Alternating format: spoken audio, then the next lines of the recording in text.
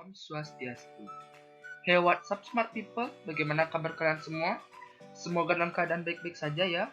Nah, sesuai dengan judul video kali ini, kita akan membahas materi kelas 8 SMP kurikulum 2013 yang berjudul Statistika. Nah, sebelum kita memulai ke materi, jika saya memperkenalkan diri, nama saya Komang Bayostika Sanjaya. Nah, sebelumnya, materi ini sudah kita pelajari di waktu SD dulu dan kelas 1 SMP dulu.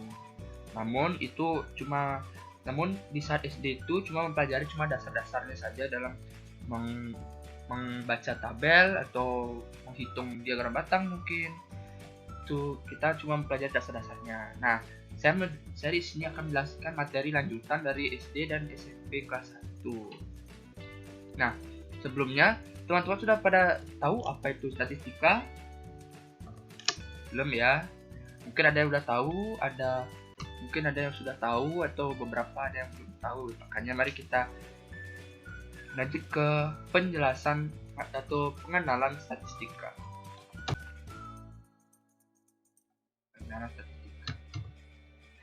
Statistika adalah ilmu yang mempelajari cara mengumpulkan, mengolah, menganalisis, menyimpulkan, dan menyajikan informasi atau data. Nah, dalam statistika ini banyak banget ada istilahnya ini, ada banyak, tapi saya akan menyebutkan beberapa saja di sini karena untuk mempersingkat durasi video saya. Nah, dimulai dari yang pertama, yaitu ada data. Data adalah kumpulan informasi persoalan atau keadaan yang dapat dituangkan bentuk tabel, diagram lingkaran, diagram batang, dan diagram garis. Nah, sebelumnya di SD sudah pernah diajarkan juga tentang data. Namun, yang diajarkan di SD dan di SMP kelas 1 itu cuma untuk menghitung diagram lingkaran, diagram batang mungkin, dan diagram garis atau tabel untuk menghitungnya. Yang kedua ada datum. Datum adalah sebagian dari kumpulan data atau informasi. Contohnya, ada banyak data, ada banyak orang misalnya nih, orang. Kita bagi itu setengahnya itu untuk kita ini teliti, atau populasi setengah ini itu kita teliti, dan setengahnya lagi juga kita teliti. Jadi setengah-setengah itu dibagi dua, itu namanya datum. Sebagian dari kumpulan data dan informasi. Yang ketiga ada populasi. Populasi adalah kumpulan orang atau benda yang akan diteliti. Sama seperti tadi penjelasan saya di datum, sama juga populasi. Populasi itu cuma artinya tuh yang sekumpulan orang atau hewan mungkin. Nah, populasi itu identik dengan hewan biasanya dalam pelajaran IPA ataupun biologi. Biasanya populasi itu identik dengan sekumpulan hewan gitu, kawanan hewan gitu. Dalam matematika kita membahas yang akan diteliti atau dihitung atau persentasenya, rata-ratanya. Yang keempat ada frekuensi. Nah, frekuensi ini hubungannya sangat dekat sekali dengan data dan statistika. Hubungannya sangat erat, maka dalam statistika itu kalau sudah membahas statistika itu pasti bakal ada data. Saya jelaskan. Pasti kalau udah ada statistika pasti itu bakal ada data dan frekuensi. Dua komponen inilah yang nanti bakal membantu kita untuk menghitung. Nah, statistika ini berguna banget di kehidupan nyata. Ilmu statistika ini banyak diaplikasikan ke dalam berbagai bidang sosial, yaitu dalam berbagai bidang, yaitu antara lain ilmu sosial, bidang bisnis, contohnya seperti ekonomi atau ya berdagang-dagang gitu, menghitung rata-rata perdagangan gitu. Bidang ekonomi seperti saya tadi bilang, dan bidang industri. Dalam bidang pemerintah, statistika digunakan untuk sensus penduduk, voting atau polling. Nah, ini nih. Contohnya seperti pilkada gitu, atau pemilihan atau pemungutan suara untuk pemilihan calon ketua desa atau ketua lingkungan gitu itu. Seperti voting lah. Nah, kita lanjut. Untuk materi yang kita bahas hari ini adalah ini dia. sebelumnya pasti kalian bertanya-tanya, mengapa kita tidak membahas tabel atau data atau cara menghitungnya? Karena saya mungkin itu sudah diajarkan di SD, jadi saya akan lanjutkan ke materi seterusnya di SMP itu, seperti min dalam SMP itu seperti apa, median dalam modus itu seperti apa, dan modus itu dalam SMP itu seperti apa. Maka materi lanjutannya dalam statistika ini yang akan saya jelaskan nanti. Kita lanjut yang ke materi yang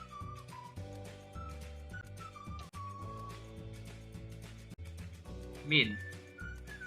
Min merupakan nilai rata-rata atau dalam bahasa Inggris bisa disebut average dari suatu data. Nilai rata-rata tersebut didapatkan dari hasil penjumlahan seluruh nilai yang ada dari masing-masing data. Kemudian dibagi dengan banyaknya data yang ada itu. Min atau rata-rata ini biasanya sering kita jumpai ketika ingin mengolah suatu data dalam jumlah yang banyak. Seperti dalam kasus nilai ulangan matematika di sebuah kelas dengan jumlah 30 siswa. Dan dengan nilai yang berbeda-beda, maka untuk mengetahui berapa anak yang mendapatkan nilai di atas rata-rata, pasti guru akan mengolah data dengan menggunakan rumus min. Nah, min dalam matematika dibedakan menjadi dua, yaitu min data tunggal dan min data kelompok. Nah, pada video kali ini kita akan bahas min data tunggal dulu, karena min data tunggal itu min yang dipelajari waktu kelas 8 SMP. Kalau untuk min data kelompok itu min dia sudah ke SMA atau materinya sudah lebih ke SMA. Nah, untuk min data tunggal rumusnya adalah sebagai berikut.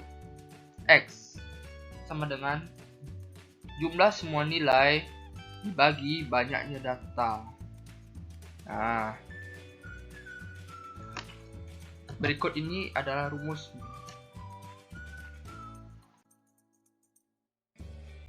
Kita masuk ke contoh soal. Rata-rata 15 bilangan adalah 11,4. Rata-rata 8 bilangan pertama 12,5. Rata-rata 6 bilangan berikutnya 10,5. Tentukan bilangan ke-15. Nah, ketika teman-teman mendapatkan soal seperti ini, teman-teman tidak usah panik, tidak usah mencari di Google atau sampai bertanya kepada orang tua, karena ini soal ini sangat mudah sekali. Nah, teman-teman hanya cukup menghafalkan rumus min saja. Nah, seperti di di slide sebelumnya, teman-teman cuma cukup menghafalkan rumus min saja, maka teman-teman bisa menjawab soal ini dengan mudah sekali. Nah, berikut ini adalah cara penyelesaiannya. Nah, bisa kita lihat di sini. Bilangan 1 sampai bilangan 8 itu mendapatkan rata-rata 12,5. Lalu, bilangan ke-9 hingga 14 itu mendapatkan rata-rata 10,5. Atau bisa dibilang 6 bilangan, karena jumlahnya ini 6 bilangan. Nah, bisa dihitung 1, 2, 3, 4, 5, 6. Bisa dihitung. Kemudian yang ditanya di sini adalah bilangan ke-15 itu. Nah, karena bilangan 15 ini belum tahu, maka saya tulis di sini X karena ini belum diketahui. Maka untuk menyelesaikannya kita harus membuat tabel dulu. Tabel seperti ini. Kita buat tabel seperti ini dulu dengan ada nilai, frekuensi, dan nilai kali frekuensi. Hasilnya perkalian antara nilai dan frekuensi ini saja di sini hasilnya. Nah, sekarang kita masukkan dulu angka-angkanya, nilai. 12 nilainya pertama itu tadi 12,5. Kita masukkan 12,5. Kemudian kedua di sini 10,5 kita masukkan. Yang ke-15 ini kita anggap X saja dulu, karena tidak diketahui dia ya, tidak diketahui, maka kita anggap X saja dulu. Kemudian frekuensinya kita masukkan. Untuk 12,5 itu 8 bilangan, dan 10,5 itu 6 bilangan. Sekarang kita kalikan saja ini. 12,5 kali 8 hasilnya dapatkan 100.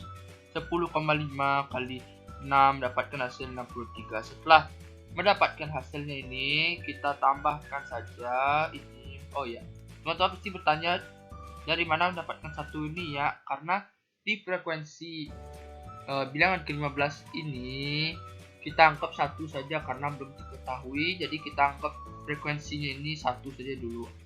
Nah,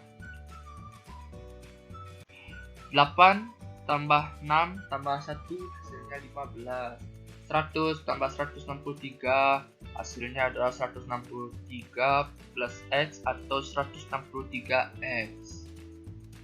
Kemudian teman-teman baru masukkan rumus rata-rata.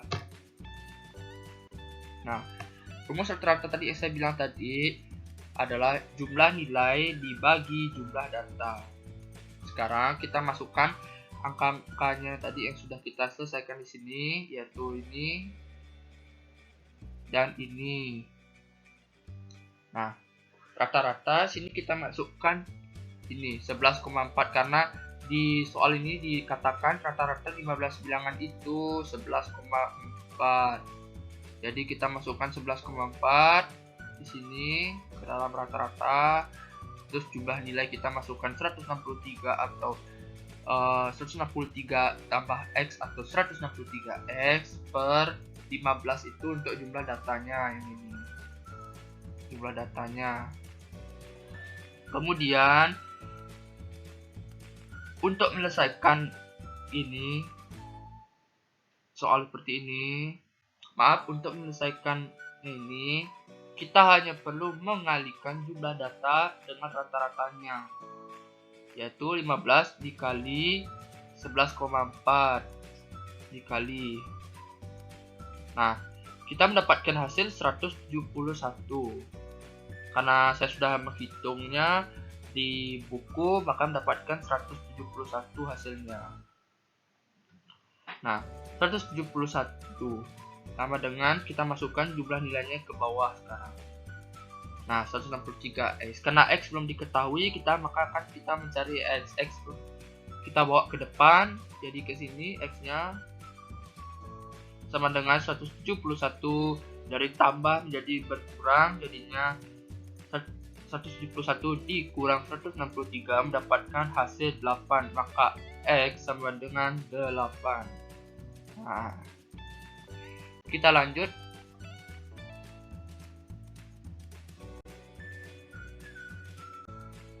Nah, maaf. Nah, median. Ini saja. Teman-teman cukup menghafalkan rumus ini saja, sudah cukup untuk teman-teman menjawab soal. Mohon maaf sebesar-besar doanya. Kita ulang. Tadi kita sudah mencari rumus ini, ternyata ini. Nah, kemudian kita masuk ke dalam median sekarang. Nah, rumus median tadi seperti saya bilang tadi di slide sebelumnya, kita urutkan dulu data dari yang terkecil. Yang terkecil itu ada 5, ada 7, ada 9, ada 10. Di sini sudah diketahui X-nya itu berapa, 10. Dan di sini ada 13, dari terkecil ke terbesar, dan di sini ada 16. Nah, jika sudah mengurutkan ini, jika sudah mengurutkan ini seperti di slide tadi yang saya jelaskan sebelumnya, kita coret mulai dari awal ini. Kita coret 5 dengan pasangannya di terakhir itu 16. Kita coret 7 dan pasangan terakhir. Kita coret 7 dengan pasangannya di sini yaitu 13. Nah, kemudian kita mendapatkan dua angka di tengahnya ini. Dua angka 9 dan 10. Nah, jika mendapatkan dua angka di ini, dua bilangan dalam coret tadi ini, coret data ini, maka kita masuk ke rumus median tadi itu, ya data X tambah data X kemudian dibagi 2. Jadi median sama dengan 9 tambah 10 mendapatkan hasil 19, kemudian dibagi 2, hasilnya adalah 9,5. Inilah jawabannya. Jadi maka median dari data tersebut ini, jawaban dari pertanyaan ini atau soal ini adalah 9,5 nih. Nah, apakah teman-teman sudah mengerti? Nah, jika sudah mengerti, kita lanjut ke modus.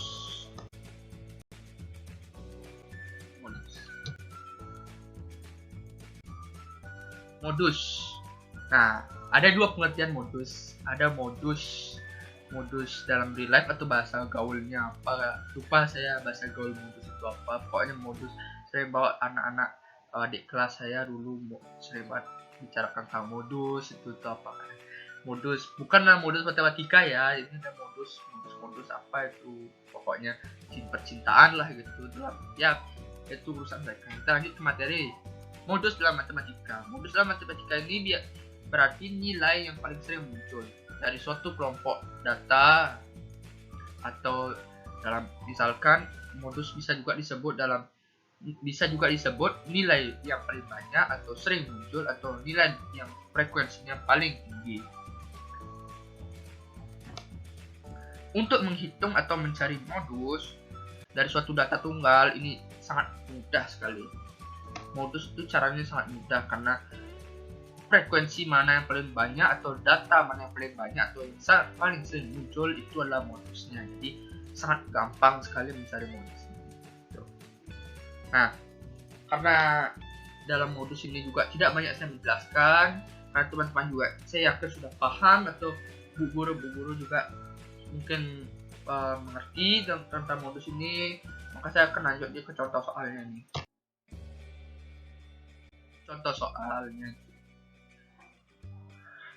setelah masing-masing nilai pengamatan dikurang 100, maka data dapat disajikan seperti pada diagram berikut. Nah, tadi di slide kedua dalam pembukaan tadi saya sempat bilang tadi data itu bisa disajikan berupa dalam diagram batang, diagram tabel, maaf saya salah menyebutkan, mohon maaf ini, seperti dalam tabel ataupun diagram garis atau diagram lingkaran. Nah, dalam gambar yang teman-teman lihat saat ini nih, ini merupakan diagram garis. Seperti ini contoh diagram garis. Mungkin teman-teman di SD sudah pernah diajarkan juga mengenai diagram garis dan membaca diagram garis.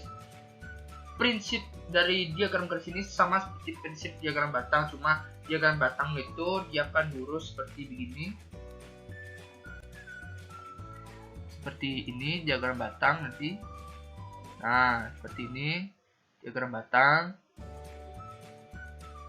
Nah, seperti begitu diagram batang. Kalau untuk diagram batang, nah persisnya sama saja seperti diagram batang, cuma yang membedakan sini kalau diagram batang itu menggunakan batang dia seperti tangga ini, seperti balok ini naik ke atas untuk menentukan nilainya berapa.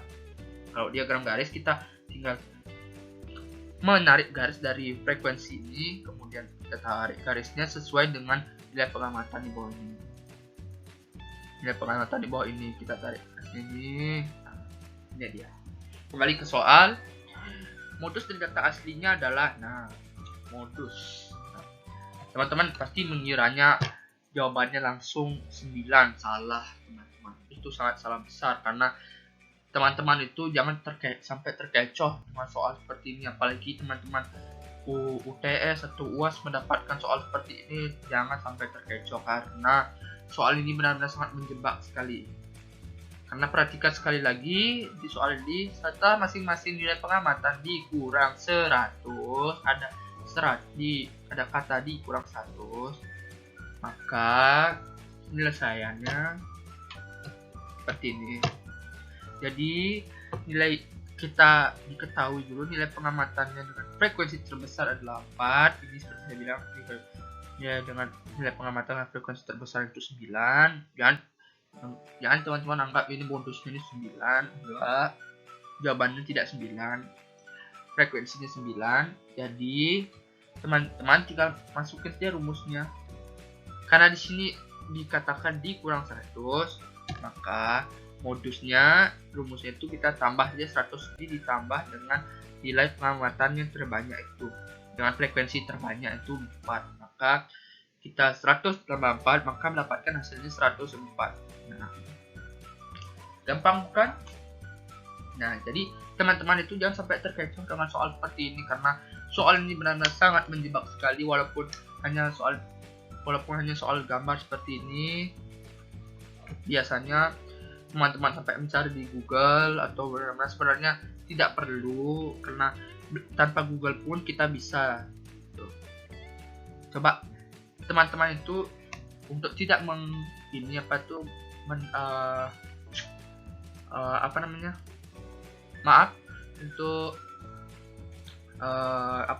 mengandalkan Google saja untuk ujian atau ulangan akhir semester atau ulangan tengah semester untuk menjawab soal-soal gampang seperti ini. Karena jika teman-teman sudah tahu rumusnya, jika teman-teman sudah tahu pokok-pokok soal seperti ini nih, maka teman-teman gampang sekali, bahkan tanpa Google pun teman-teman bisa menjawabnya.